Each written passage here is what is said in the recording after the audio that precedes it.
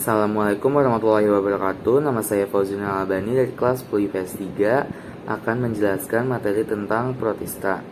Protista adalah organisme penyusun plankton, yaitu organisme mikroskopis yang mengapung secara pasif atau berenang secara lemah di permukaan air. Nah, protista ini dibagi menjadi 3, protista mirip hewan, protista mirip tumbuhan, dan protista mirip jamur. Protista mirip hewan ini disebut juga protozoa. Di dalam protista mirip hewan atau protozoa ini ada struktur tubuh protozoa, reproduksi protozoa, ada juga film pada protozoa. Nah, di dalam film pada protozoa ini yaitu Sarcodina atau Rhizopoda, Mastigopora atau Flagellata, Chilipora atau Ciliata, dan Sporozoa. Nah, di dalam protista mirip hewan ini atau protozoa, ada peran protozoa bagi manusia yang menguntungkan. Apa sih? Yang pertama, mengontrol jumlah bakteri di alam karena predator bakteri. Yang kedua, merupakan zooplankton dan bentos sebagai sumber makanan hewan air. Nah, peran protozoa bagi manusia yang merugikan apa aja sih? Yaitu ada leishmania atau penyebab penyakit kala azar, parasit di vagina, penyebab diare, penyakit tidur di Afrika, penyakit pada hewan, ternak, dan lain-lain. Nah, kita masuk ke protista mirip tumbuhan. Di dalam protista mirip tumbuhan ini ada ciri-ciri alga, ada klasifikasi alga. Pasti kalian mau tahu kan apa sih ciri-ciri alga? Yang pertama, alga merupakan organisme uniseluler kecuali alga coklat dan merah. Alga ini fotosintetik, ada yang mikroskopis dan makroskopis, hidup di air tawar dan air laut. Pigmen lain yang memiliki alga selain klorofil adalah karotenoid, ficosantim, dan phycoerythrin.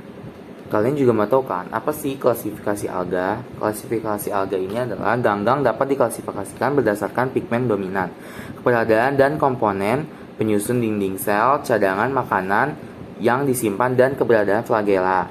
Nah, ini juga harus diketahui dalam protista mirip tumbuhan ini ada yang namanya eklenoid, alga kemasan, terus diatom, ada ganggang api, ada alga hijau, alga coklat, alga merah. Itu banyak yang kita bisa tahu gitu loh. Nah, kalian harus juga mengetahui ciri-ciri alga hijau. Habitatnya 10% di air laut dan 90% di air tawar. Bentuk talusnya benang, lembaran, dan bola. Reproduksinya aseksual, zoospora, seksualnya konjugasi. Dinding selnya selulosa dan peranannya fitoplankton dalam ekosistem air bahan makanan. Kalau ciri-ciri alga coklat, habitatnya pantai, air laut, dan air tawar. Bentuk talusnya benang atau seperti tumbuhan tingkat tinggi. Reproduksinya sama aseksual dan seksual, tapi aseksual ini adalah zoospora, berflagel, dan fragmentasi. Seksualnya isogami atau oogami. Dinding selnya selulosa, asam algina. Peranan fitoplankton dalam ekosistem air. Asam alginat untuk di industri makanan, formasi, dan pupuk. Nah, kalau alga merah ini habitatnya air laut dan air tawar, sama. Bentuk talasnya benang, sama nih benang, atau seperti tumbuhan tingkat tinggi. Dinding selnya selulosa dan asam alginat. Wah, sama nih. Reproduksinya aseksual, spora haploid, dan seksual manan dan silan. Peranannya bahan, agar-agar, dan sup. Nah, setelah kita dari protista mirip tumbuhan, kita masuk ke protista mirip jamur. Nah, ciri-ciri protista mirip jamur ialah selnya memiliki inti lebih dari satu. Yang kedua, bersifat amoeboid atau mixed-comyota atau berflagel. Yang ketiga, heterotrof. Yang keempat, menghasilkan spora, parasit, atau pengurai. Nah, ternyata di sini juga banyak ya macam-macam jamur. Yang pertama ada jamur lendir plasmodial. Yang kedua ada jamur lendir selular. Yang ketiga ada jamur air. Dan yang Oh sudah, ternyata cuman ada 3. Tapi 3 itu bisa disebut juga lumayan banyak ya, karena lebih dari 2. Nah, di sini juga ada jamur lendir plasmodial. Nah, kita masuk ke dalam ciri-cirinya. Apa aja sih ciri-cirinya? Ciri-cirinya adalah stadium generatif seperti jamur berupa tumbuh buah penghasil spora. Stadium vegetatif seperti amuba berupa massa protoplasma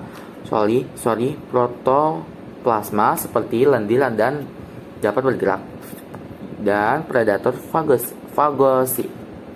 Lalu kita masuk ke jamur lendir selular. Nah, kalian mau tahu kan apa aja nih maksudnya yang berhubungan dengan jamur lendir selular atau ciri-cirinya? Yang pertama adalah bentuk satu selnya merupakan individu yang mandiri dalam siklus hidupnya, terutama ketika masa reproduksi. Jamur lendir selular ini memiliki tubuh buah. Tubuh buah tersebut akan menghasilkan spora digunakan pada saat reproduksi aseksual. Nah, contoh jamur lendir selular adalah Dictyostelium. Habis dari kita jamur lendir selular, kita masuk ke jamur air. Ciri-ciri jamur air adalah merupakan pengurai, umumnya hidup bebas, mendapatkan makanan dan tumbuhan di kolam, danau, dan aliran air. Hifa memiliki dinding sel yang mengandung selusa dan mempunyai septa SNST. Nah, contoh jamur air ini ada parasit pada organisme akuatik, yaitu Saprolegina, hidup pada tubuh ikan. Wow. Habis itu ada patogen pada tanaman, yaitu Phytophthora inventris atau parasit pada kentang. Nah, segitu saja penjelasan dari saya. Mohon maaf kalau ada kata-kata yang salah atau yang kurang dicerna. Sekian dari saya. Wassalamualaikum warahmatullahi wabarakatuh.